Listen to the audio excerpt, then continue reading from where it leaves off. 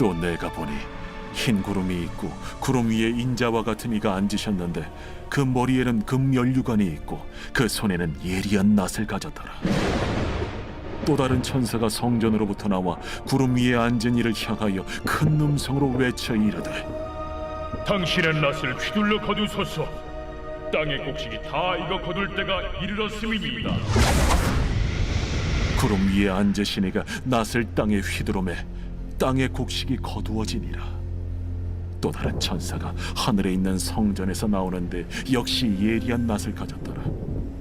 또 불을 다스리는 다른 천사가 제단으로부터 나와 예리한 낫 가진 자를 향하여 큰 음성으로 불러 이르되, 내 예리한 낫을 휘둘러 땅의 포도송이를 거두라.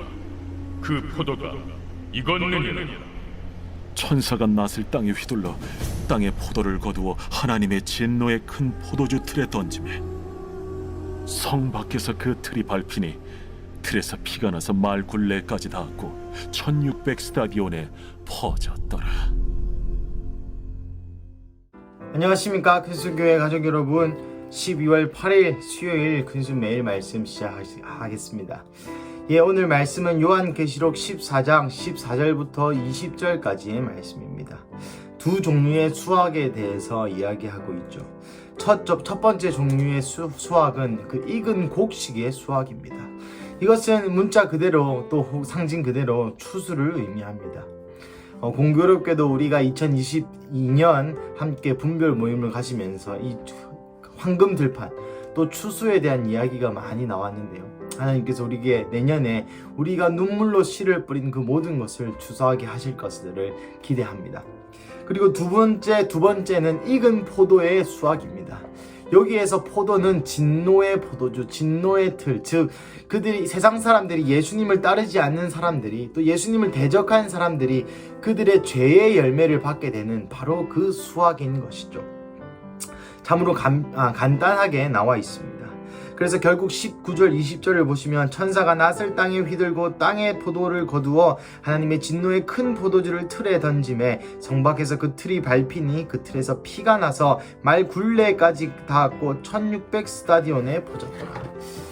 사랑하는 가족 여러분, 여기 보시면은 이 1스타디온은 192m, 1600 스타디온은 340km라고 이야기합니다. 340km면 여기서 대전과 서울까지 한 400km 되니까 여기서 대전쯤 되겠습니다. 대전쯤까지의 피가 흘렀다라는 것이죠. 얼마나 많은 피를 흘러야 그렇게 흐를 수 있겠습니까? 그리고 나아가 오늘 본문 가운데 그 익은 포도와 익은 곡식의 극명한 대비가 나타나죠.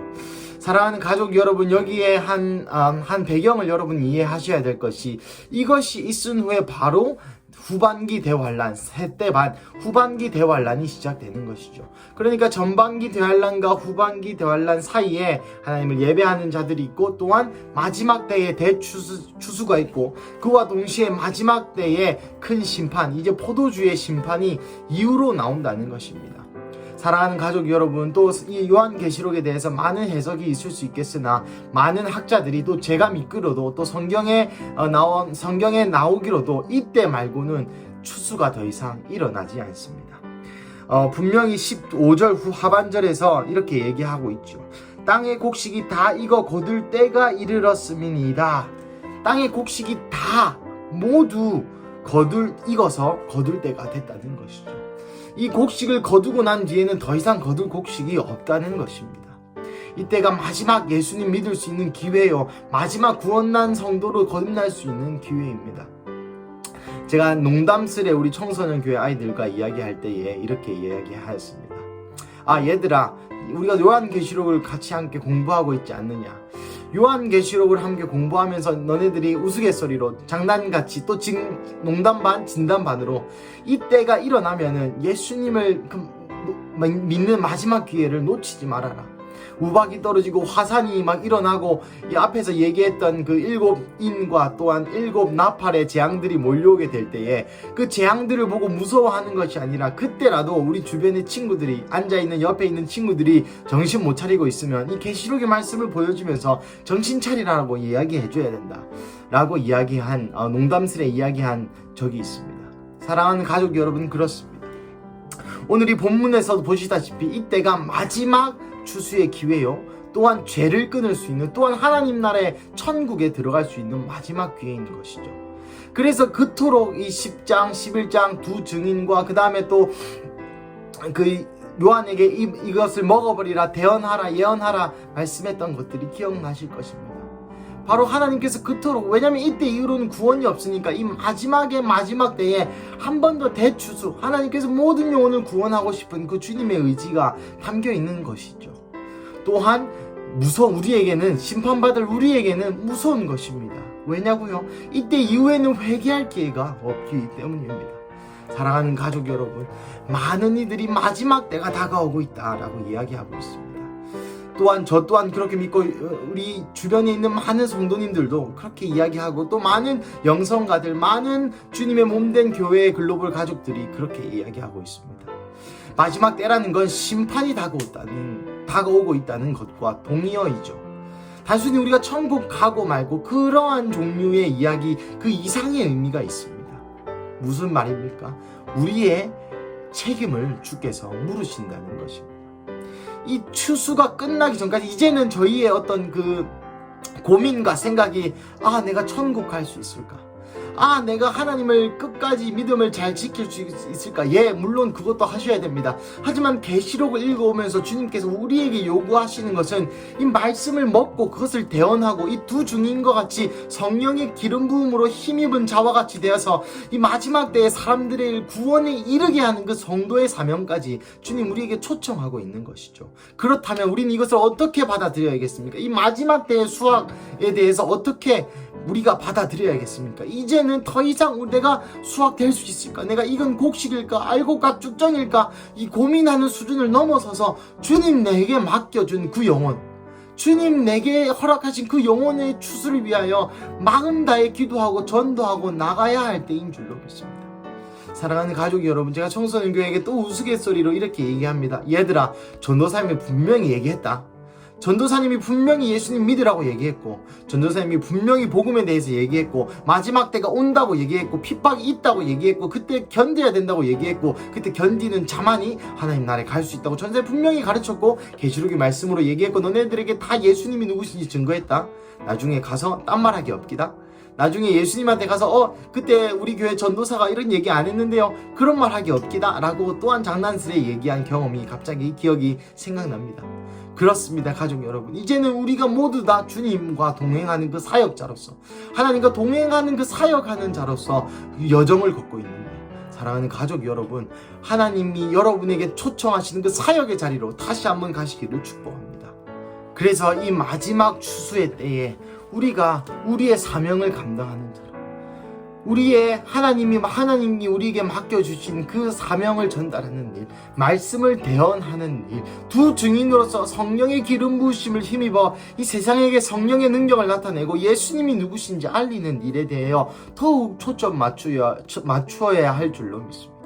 더 이상은 내가 알곡과 갈아질까, 내가 진노의 틀을 받을까, 아니면 익은 곡식으로 주님께 추수가 될까, 그런 수준의 우리의 신앙을 두는 것이 아니라, 이제는 이 추수에 대한 이야기를 읽으면서 주님 저를 보내소서, 일할 곳이 아직도 많이 있는데 내가 누구를 보낼고, 주님 제가 가겠습니다. 주님 제가 여기 있습니다. 주님 그 낫을 들고 그들을 베겠습니다. 제가 낫을 들고 이 복음을 들고 성경을 들고 그들에게 찾아가겠습니다. 왜? 들판은 휘어졌기 때문입니다. 들판이 이제는 곡식이 다 익어 무르익어 추수할 때가 되었기 때문입니다. 사랑하는 가족 여러분, 오늘 수요일 아침 다시금 우리에게 구원의 확신을 확인하는 것뿐만 아니라 다시 한번 우리에게 사명의 확신을 확인하는 시간 되시기를 축복합니다. 그래서 주님의 마음을 이해하고 주님과 함께 사역하고 주님과 함께 걸어가는 그 동력자로서 마지막 때의 성도로서의 정체성을 다시 한번 확인하시고 다시 한번 받으시고 그 성도의 정체성으로, 성도의 사명으로 오늘 하루도 복음 전하는 하루 되시기를 축복합니다. 우리 함께 기도하시겠습니다. 하나님 감사합니다. 하나님, 이 후반기 대환란 전에 마지막 때 우리에게 추수를 허락하시고 또한 악한 자들에게는 이제 곧 올 환난들, 진노의 그 틀, 그 포도주, 진노의 포도주가 임하는 것을 주님 감사합니다. 하나님, 악을 악으로 갚으시고 선을 선으로 갚으시는 주여, 우리가 더 이상 이제는 악의 자리에 있는 것이 아니라 선의 자리에서 또한 나의 구원에 대해서 집중하고 고민하고 생각하고 갈등하는 것이 아니라 오히려 이제는 그 추수할 때의 일꾼으로서의 사명을 받은 자로서의 이 말세 성도의 사명을 다시금 확인하게 하여 주시니 감사합니다. 주님, 저 들판이 휘어졌습니다. 이제 우리가 낫을 들고 가서 주님의 복음을 들고 가서 주님의 말씀과 예수 그리스도의 그 진리를 들고 가서 전하는 자의 이 말세 성도의 사명을 다시 한번 감당하는 오늘 하루, 그 말세 성도의 사명을 깨닫는 오늘 수요일 하루가 되게 하여 주시옵소서. 주님, 이 말씀이 단지 깨달음이 아니라 나아가 실제 복음 전하는 행위로서 나타나게 하여 주시옵소서. 주님, 감사합니다. 오늘 하루도 주님과 함께 동행하는 삶을 살게 하여 주실 살아계신 예수님의 이름으로 기도드립니다. 아멘.